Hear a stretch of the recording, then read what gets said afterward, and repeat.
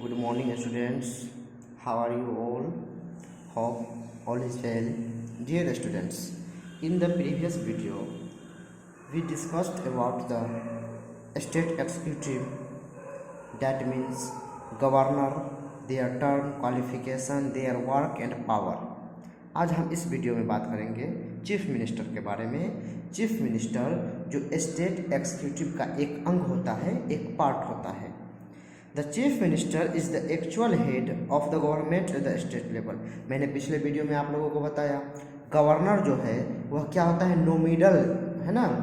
Nominal जो है वह हेड होता है, माने वह सिर्फ नाम का हेड होता है। एक्चुअली में जो है वो गवर्नर सिर्फ नोमिनल हेड होता है, वह नाम मात्र का हेड होता है। असल जो हेड है स्टेट का वह कौन होता है, chief minister. He she is leader of the party that means majority of seats. वह चीफ मिनिस्टर कौन बनता है, तो जो पार्टी मेजोरिटी हासिल करता है। इलेक्शन में जब चुनाव होता है तो जिस पार्टी को है ना मेजोरिटी वोट मतलब 50% से ज़्यादा जिस पार्टी का एमएलए जीतता है उसमें से वह चीफ मिनिस्टर बनता है। टर्म फॉर 5 ईयर्स, कितने साल के लिए बनता है, 5 साल के लिए बनता है। ठीक है, अब हम इसके फंक्शन जान लेते हैं, इसके पास क्या क्या पावर है, क्या क्या काम कर सकता है। तो नंबर 1 वह council of minister, leader of council of minister है ना। जितने भी काउंसिल ऑफ मिनिस्टर मतलब अलग अलग डिपार्टमेंट के जितने भी मिनिस्टर होते हैं सभी का वह हेड होता है ना। Council of ministers is appointed by the governor on the chief minister advice. जब चीफ मिनिस्टर एडवाइस देता है गवर्नर को तो गवर्नर क्या करते हैं, काउंसिल ऑफ मिनिस्टर को अपॉइंट करते हैं। मतलब किस डिपार्टमेंट में कि किस डिपार्टमेंट का मिनिस्टर किसको बनाना है यह कौन डिसाइड करता है, चीफ मिनिस्टर। और चीफ मिनिस्टर फिर गवर्नर को एडवाइस देता है तो वह उनको शपथ दिलाता है। The chief minister coordinates the work of different departments and the working of the government in the state. Chief minister जो होते हैं वह किसी भी डिपार्टमेंट के काम को देख सकता है। जितने भी अलग अलग डिपार्टमेंट के काम होते हैं सबको वह समीक्षा करेगा कि इस काम सही पूर्वक कर रहा है कि नहीं, यह काम सही तरीके से हो रहा है कि नहीं। The chief minister works is a link between council of ministers and governor. Chief minister जो है वह लिंक होते हैं किसके किसके बीच, गवर्नर और काउंसिल ऑफ मिनिस्टर के बीच। प्रिसाइड्स ओवर कैबिनेट मीटिंग है ना। ये चीफ मिनिस्टर क्या कर सकता है, वह कैबिनेट मीटिंग का संचालन कर सकता है। सभी कैबिनेट के मिनिस्टर को बुला के और क्या कर सकता है, वह मीटिंग कर सकता है। Elect and decides the portfolios of different ministers and supervisors and manage all administration of the states. जब चुनाव जीत जाता है तो वह फैसला करना चीफ मिनिस्टर ही यह फैसला करता है कि किस डिपार्टमेंट का मिनिस्टर किसको बनाया जाए है ना। अलग अलग मिनिस्टर को बनाना, उसका सुपरविजन करना, उस पर नज़र रखना, उसके कामों को देखना, सभी तरह का एडमिनिस्ट्रेशन को मैनेज करके रखना, यह सब काम किसका होता है, चीफ मिनिस्टर का ही होता है। ठीक है, अब है council of ministers. The council of minister consist of ministers who are elected to form a team to assist the chief minister to discharge her duties. अब देखो काउंसिल ऑफ मिनिस्टर क्या होता है, तो यह मिनिस्टर का एक ग्रुप होता है। इसमें अलग अलग डिपार्टमेंट के मिनिस्टर होते हैं और इसका गठन इसलिए किया जाता है ताकि क्या किया जा सके, काम को आसान बनाया जा सके। These ministers are appointed by governor. इन सब मिनिस्टर को कौन शपथ दिलाता है, कौन अपॉइंट करता है, गवर्नर अपॉइंट करता है।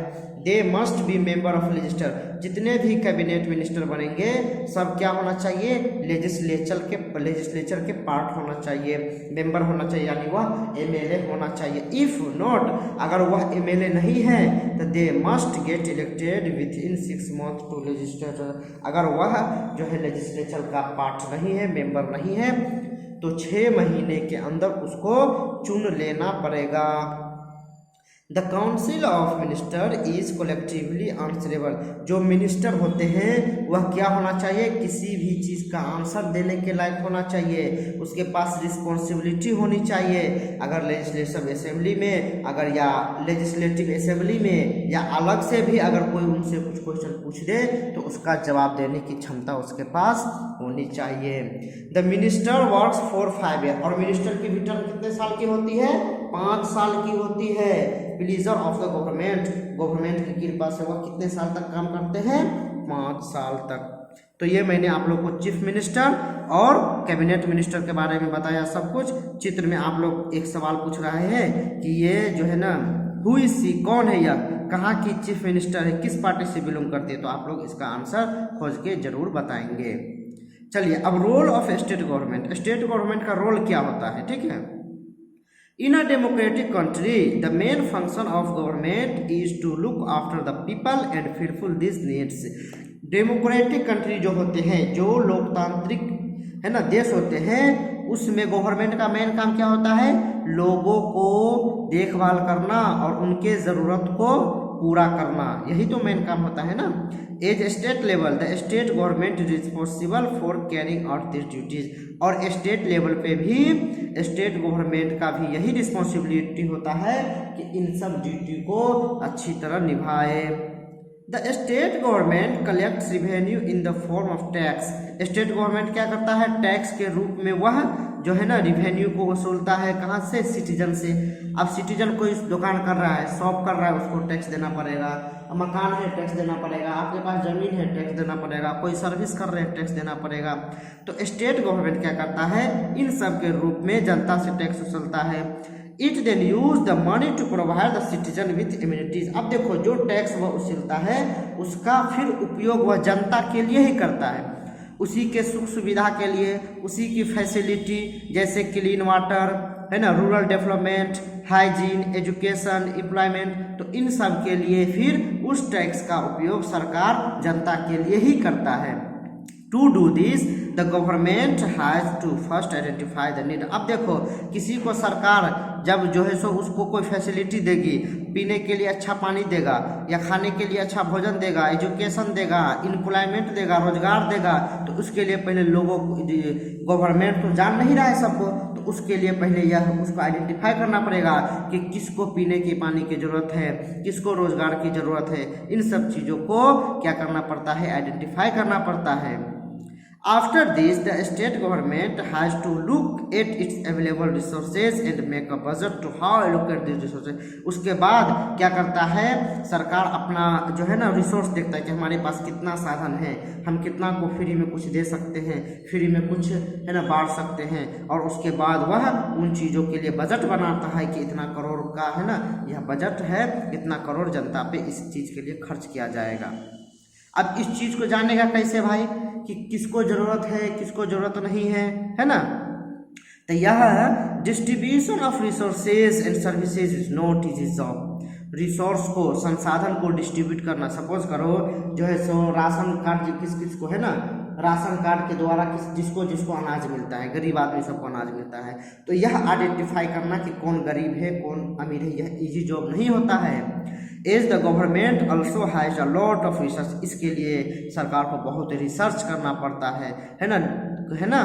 The concern ministers meet the consult officers of various department, जो कंसर्न मिनिस्टर होते हैं, जैसे जो वाटर रिसोर्स का मिनिस्टर होगा, जल संसाधन मंत्रालय का मिनिस्टर जो होगा, उसका काम होगा है ना पीने लाइक क्लीन वाटर सबके पास पहुंचाना। तो यह क्या करेगा, अपने कंसर्न डिपार्टमेंट के ऑफिसर सबसे डिस्कस करके मिल के और इन सब के बारे में चर्चा करेगा।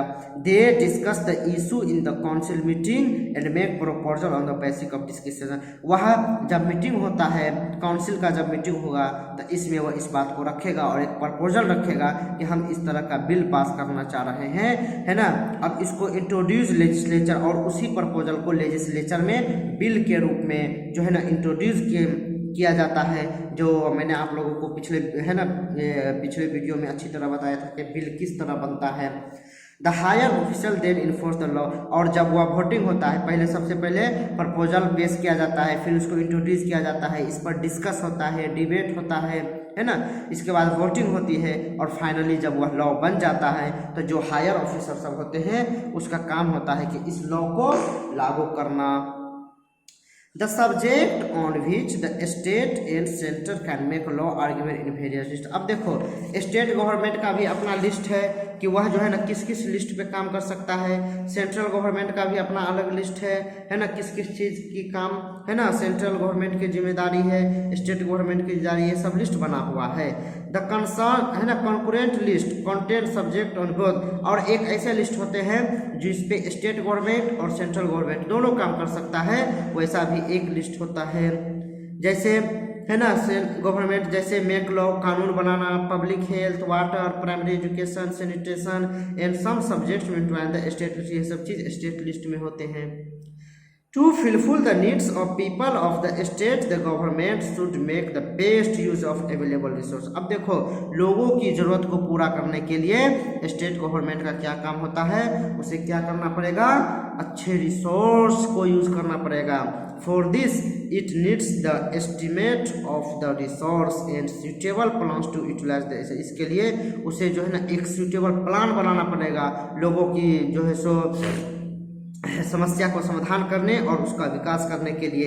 The responsibility of assessing the country's resource and making plans for their best utilisation is taken up by government institution called planning commission. अब देखो एक अच्छा सा डिसीजन लेना, एक अच्छा सा प्लानिंग बनाना, यह गवर्नमेंट के जो इंस्टीट्यूट है, गवर्नमेंट का एक संस्था है जो यह काम करता है अच्छा प्लानिंग बनाना, लोगों को से सुख सुविधा देने के लिए प्लानिंग बनाना, उसका नाम है प्लानिंग कमीशन। इसका काम होते हैं अच्छे प्लान को इंट्रोड्यूस करना। इट मेक 5 सेट प्लान, और वो जो भी प्लान बनाते हैं 5 साल के लिए प्लान बनाते हैं, समझे। मोस्ट इफेक्टिव है ना बैलेंस्ड वे, बिल्कुल अच्छी तरह से और बैलेंस्ड वे वह कानून बनाते इस तरह के प्लानिंग करते हैं, ठीक है।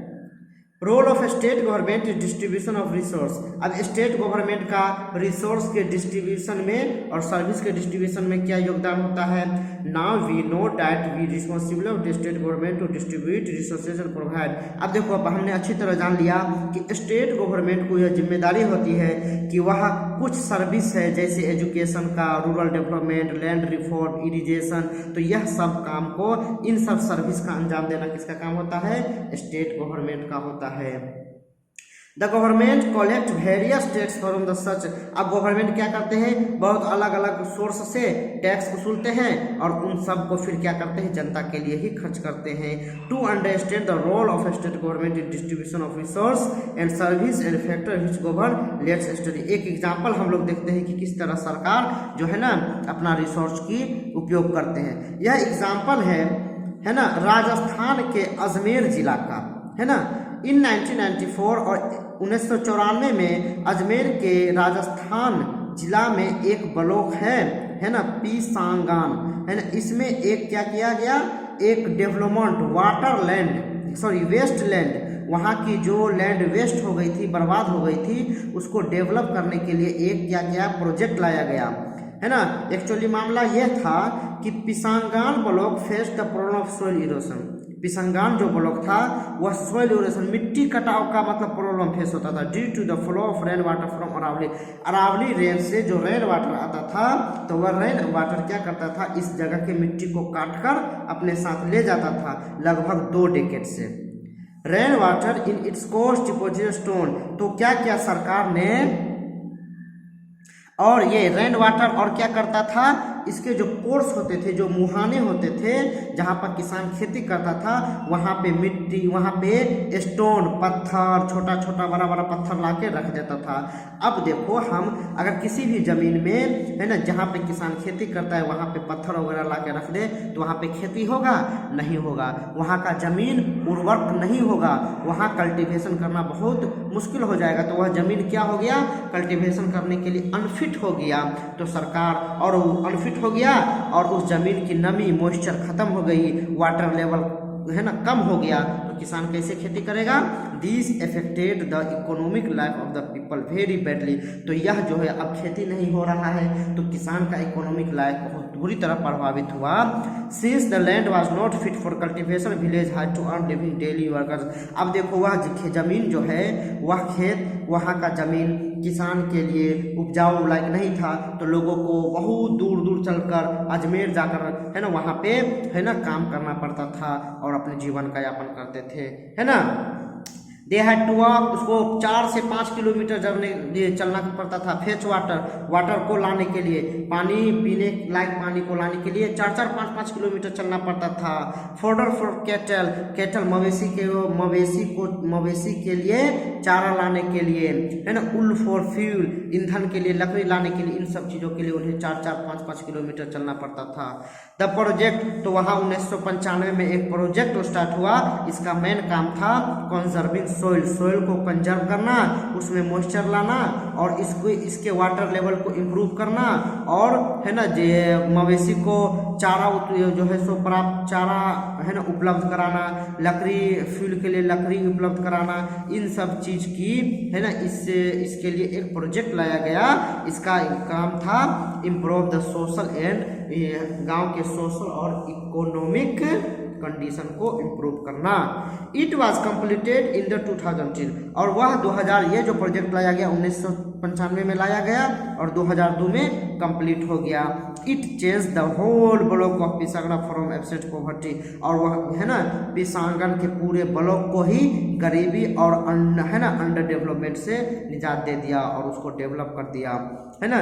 जो भी फ्लोरा या फौना, जो भी पेड़ पौधा पशु पंछी वहाँ जो खत्म हो गए थे वापस आ गए, और विलेजर को है ना गांव के लोगों को फिर से उसी तरह की फायदा पहुंचने लगा। The impact of this project has been many folds, है ना। इसकी जो प्रोजेक्ट थी वह है ना बहुत इसकी कमी खल रही थी। It has not only check soil, उन्होंने सिर्फ मिट्टी को चेक कर नहीं किया बल्कि वहाँ की मॉइस्चर को भी वापस आ गया, और जो चारा वगैरह था पशुओं के लिए उसकी भी पूर्ति होने लगी, है ना। फ्यूल इंडर की भी पूर्ति होने लगी। Both of produce and distribution have growth each year, अब हर साल वहाँ पे अनाज उपजते हैं अच्छी तरीक़ा से, ठीक है। तो इस तरह आपने देखा कि किस तरह प्रोग्राम लाकर सरकार उसकी सुख सुविधा को पूरा कर दिया। एंड एम्प्लॉयमेंट, और इसके अलावा भी बहुत तरह के प्रोग्राम लाए गए हैं, जैसे है ना SGSY स्वर्ण जयंती ग्राम स्वराज, है ना स्वरोजगार योजना। यह योजना किसके लिए लाया गया है? Am the benefiting the family living below, जो परिवार पॉवर्टी लाइन के नीचे BPL में रहते हैं तो उसके लिए फायदा पहुंचाने के लिए यह योजना लाया गया है। महात्मा गांधी नेशनल रूरल है ना एम्प्लॉयमेंट गारंटी एक्ट 2005, यह इसलिए लाया गया, इसके अंतर्गत है ना in the providing at least 100 days guarantee wage, जो अनएम्प्लॉयड जो बेरोजगार लोग हैं उसको 100 दिनों के लिए रोजगार देने की प्रावधान रखा गया। इंदिरा आवास योजना आप लोग अच्छी तरह जानते होंगे। इसके अंतर्गत जो है ना BPL परिवार है, जो है ना जो BPL परिवार है, जो गरीब आदमी है उसको घर दिया जाता है। Objective to scheme provide housing facility, उसको पक्का घर बनाने के लिए सरकार पैसे देती है ना। Member of schedule SC ST freed SC ST हो या नीचे जाति के लोग हो तो उन लोगों को घर बनाने के लिए, पक्का घर बनाने के लिए सरकार पैसा देती है। तो डियर स्टूडेंट, यही था आप लोगों का चैप्टर द स्टेट गवर्नमेंट। मैंने बहुत है ना सारी जानकारी इसमें बताया, और यह जानकारी आप लोग के लिए भी बहुत इंपॉर्टेंट है, इसीलिए इस चैप्टर को मिस नहीं करेंगे। अच्छी तरह बार बार वीडियो देख के, बार बार बुक को रीड करके आप इस चैप्टर को पढ़ेंगे, क्योंकि ये सारे चीज़ की जानकारी होना आप लोगों की भी जिम्मेदारी है और आप लोगों के लिए भी ज़रूरी है। तो चलते हैं, हम फिर मिलेंगे नेक्स्ट वीडियो में, नेक्स्ट वीडियो में नेक्स्ट टॉपिक के साथ। अभी तक के लिए इतना ही। Thank you very much and goodbye to all of you.